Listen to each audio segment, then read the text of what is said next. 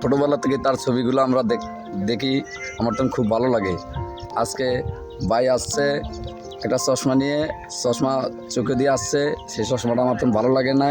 আমার নাম মোহাম্মদ লোকমান, আমার আব্বার নাম মোহাম্মদ আব্দুল খালেক রারি, আমার বাড়ি মোহাম্মদপুর ৬ নং ওয়ার্ড, ঠিকানা চর মাদ্রাজ, জেলা উপজেলা চরপেশন, জেলা ভোলা।